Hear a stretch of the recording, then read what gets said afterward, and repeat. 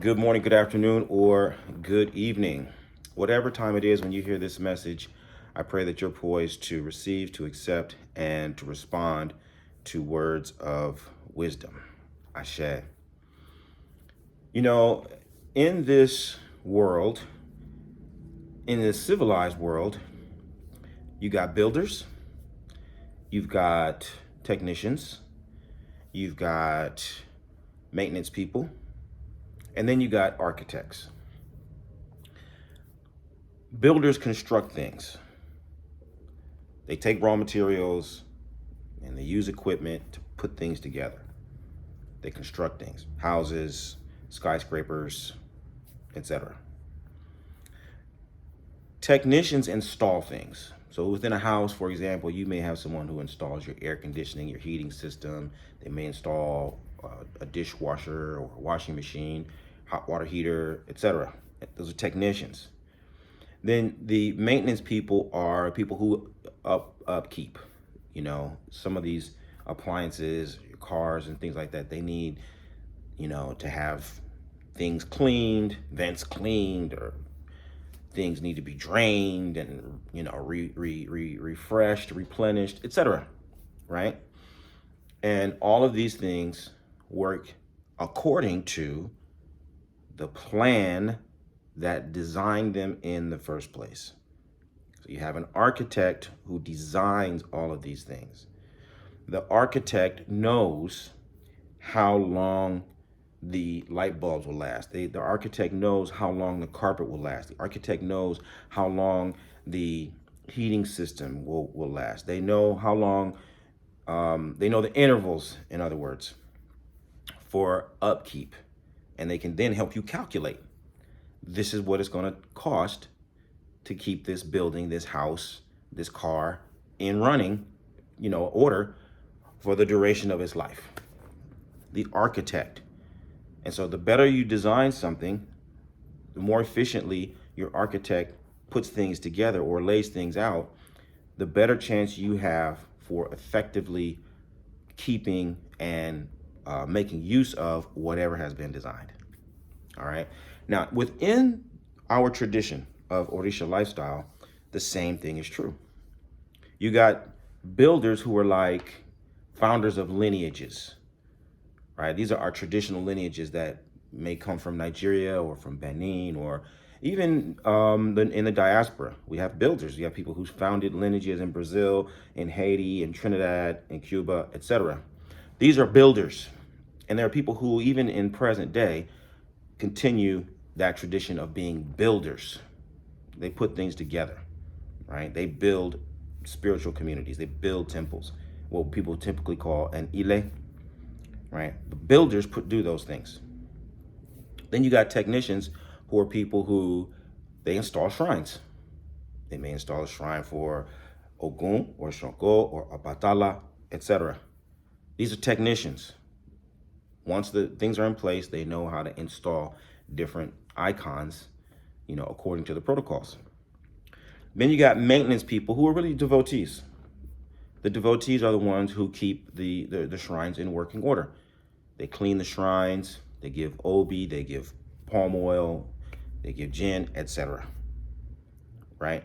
But then again, you've got architects. The architects are the ones that create the context for the building. The architects are the ones who are designing the things that will bring order to the community as a whole. So all of the houses and all the lineages and all of the temples will fit into the order and the structure that the architects lay out.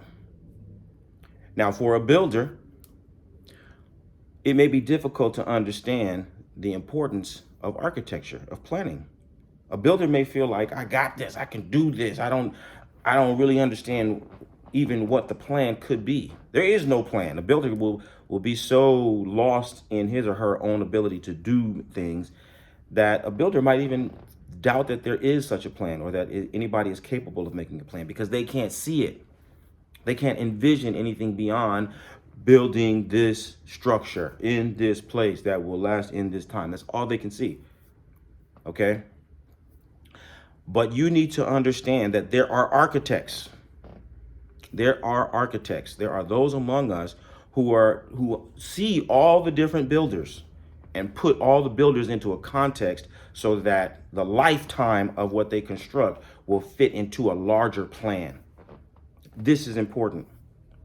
As we mature within the tradition, we need to recognize everyone's place and play your role accordingly. Because a builder who is trying to interfere with the planner is only going to bring about his own demise.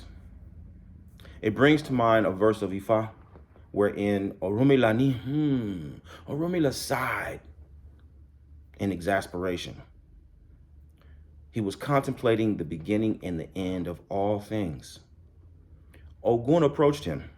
He says, Orunmila, don't think too much. Orunmila says, yeah, I know, but I'm here and I'm contemplating the beginning and the end of all things. Ogun says, that's not a problem.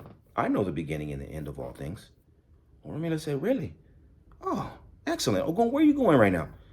Ogun says, I'm going down to the market and I'm going to acquire a stockpile of weapons so I can go to war. Orunmila says, oh, what a coincidence. Go into the patio. Ogun goes to the patio and he sees every kind of weapon you could imagine. Every kind of weapon. Ogun was so excited. He came running back. He said, Orunmila, you have every variety of weapon that I could ever want. Orunmila says, you can take those weapons. Those are all for you. Just sit down and play a game of Ayo with me before you go. Ayo is like Mancala, right? It's a game of wisdom.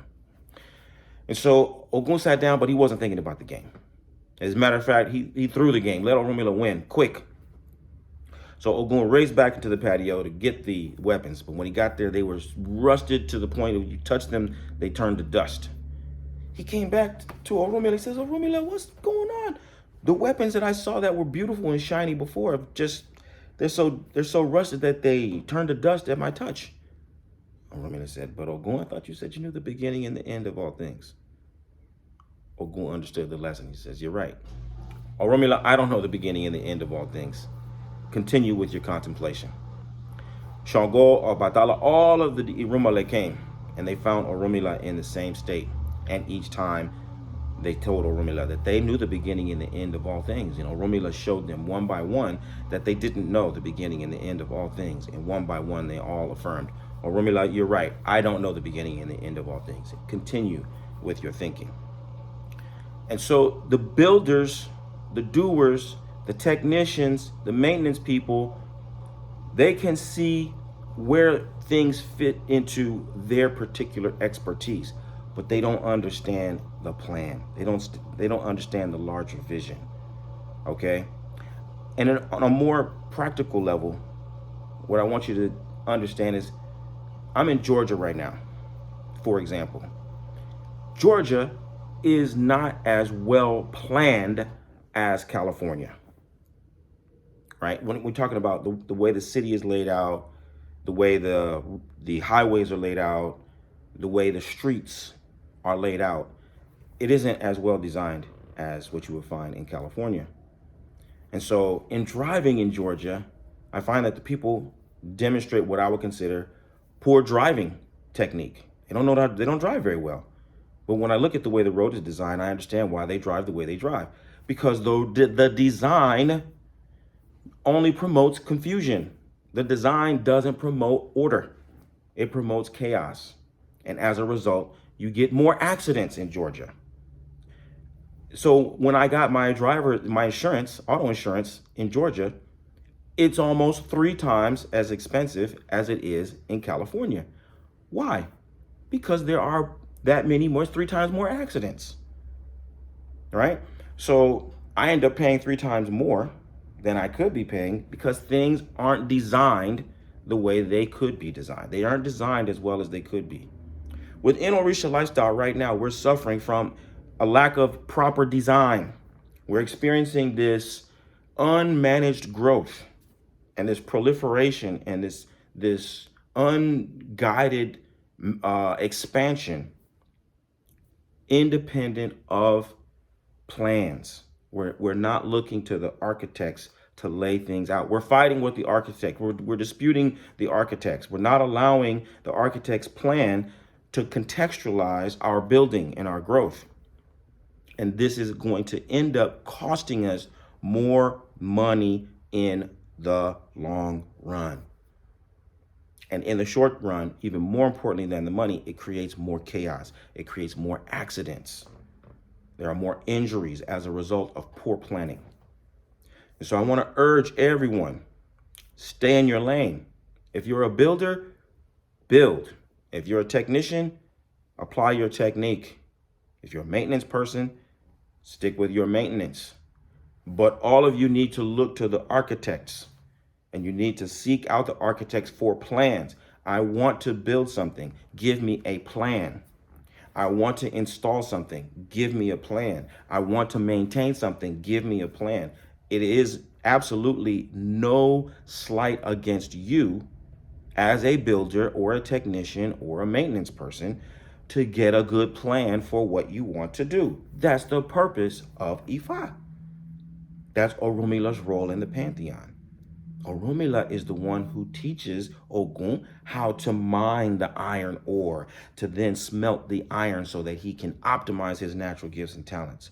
Orunmila is the one who teaches Obatala how to get the soil and make the clay so that he can sculpt the pottery, so on and so forth. It's Orunmila who gives everyone the formula for making sure that what they do fits into an orderly plan. This is how Orunmila sees the rope of life from the 401 divinities. It's by being a good planner, by being a good organizer. And so as you start to endeavor to build your spiritual practice and grow and expand and fulfill your destiny in this space, seek the wisdom of Orunmila. And in practical terms, seek the planners, seek the architects, where you see people who have the capacity to envision and plan and organize. Take their advice. Ask them to guide you in the process.